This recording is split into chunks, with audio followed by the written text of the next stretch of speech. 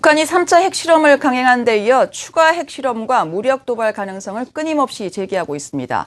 국제사회가 윽박지르기도 하고 달래보기도 하지만 소용이 없습니다. 먼저 화면으로 보시겠습니다. 지난 12일 설 연휴가 끝난 바로 다음 날 북한은 3차 핵실험을 단행했습니다. 오전 11시 57분 함경북도 길주군에서 진도 4.9의 인공지진이 발생했고 이후 2시간 40여 분 만에 북한은 3차 핵실험 사실을 보도했습니다. 우리 국방과학 부문에서는 주체 102 2013년 2월 12일 북부 지하 핵시험장에서 제3차 지하 핵시험을 성공적으로 진행하였다. 국제사회는 일제히 북한을 비난했습니다. 유엔 안전보장이사회는 북한의 제재안 채택을 위한 논의에 착수했습니다. The members of the Security Council strongly condemned this test, which is a grave violation of Security Council Resolution 1718 in 2006, 1874 in 2009, and 2087 in 2013. 미국과 일본은 북한을 테러국으로 다시 지정하려는 방안을 검토하고 있습니다. The regime in North Korea must know they will only achieve security and prosperity by meeting their international obligations. Provocations of the sort we saw last night will only further isolate them. 하지만 국제사회의 강력한 제재 결의에도 불구하고 북한은 추가 핵실험을 하겠다며 주장을 굽히지 않고 있습니다. 북한이 3차 핵실험을 실시한 지 일주일 이상 지났습니다. 그동안 금융시장 움직임 어땠는지 지수희 기자와 함께 짚어보겠습니다. 지수희 기자, 지난주 핵실험 당일 금융시장 크게 요동치지 않았죠? 네, 그렇습니다. 이 북한 핵실험이라는 긴박한 상황에서도 우리 금융시장은 의외로 침착했습니다. 핵실험 당일 보합권에서 등락을 거듭하던 코스피는 핵실험 소식이 전해진 오전 11시 57분 약세로 전환했지만 하락률이 0.26%에 그치는 등 충격이 크지 않았습니다. 이날 외국인들은 오히려 1,200억 원의 주식을 사들였습니다. 국제사회가 강력하게 규탄을 했던 그 다음 날도 코스피는 오히려 30포인트 이상 오르면서 지속적인 상승세를 보였습니다. 환율 역시 안정세를 보였는데요. 설 연휴 전 1,095원까지 상승했던 원달러 환율은 북핵실험 이후 지속적으로 하락하는 등 우리 금융시장은 북핵실험이 전혀 악재로 작용하지 않는 모습이었습니다. 네, 우리 금융시장이 무덤덤하게 반응한 원인 어디서 찾아볼 수 있을까요? 네, 시장에서는 이 북한 리스크가 우리 금융시장이 이미 인식하고 있는 위험이기 때문이라고 분석하고 있습니다. 전문가들의 이야기 들어보시겠습니다.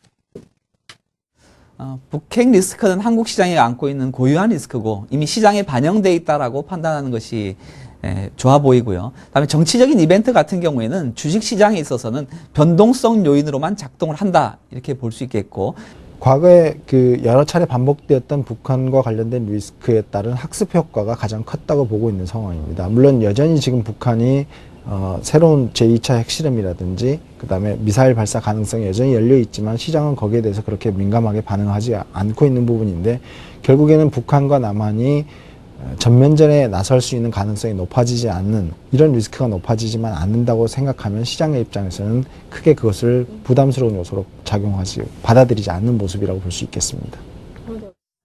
네, 실제로 과거 미사일 발사나 김정일 사망 등 북한 리스크가 등장할 때마다 코스피는 대범한 모습을 보여왔습니다.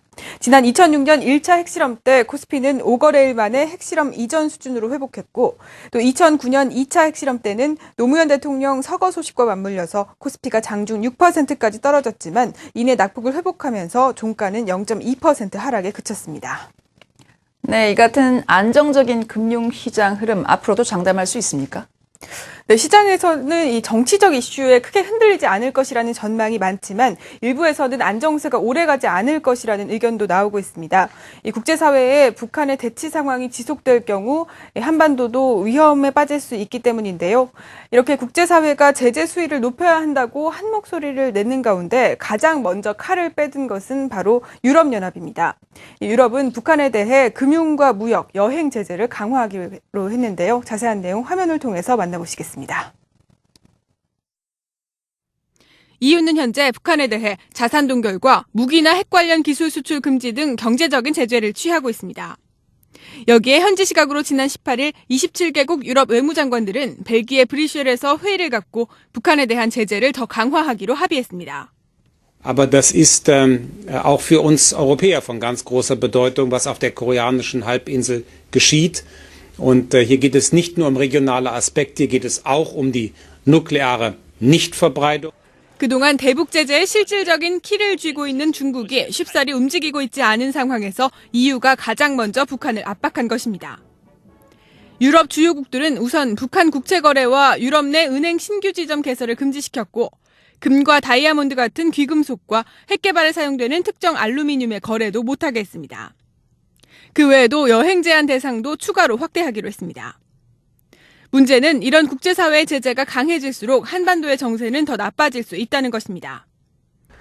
3차 핵실험의 결과는 결국 북한이 핵 보유국의 지위를 내용적으로 가져가는 데 있어서 중요한 디딤돌이 되는 그런 그 실험이었기 때문에 1, 2차보다는 상당한 파괴력이랄지 또는 외부에 주는 충격이 크다고 볼 수 있습니다.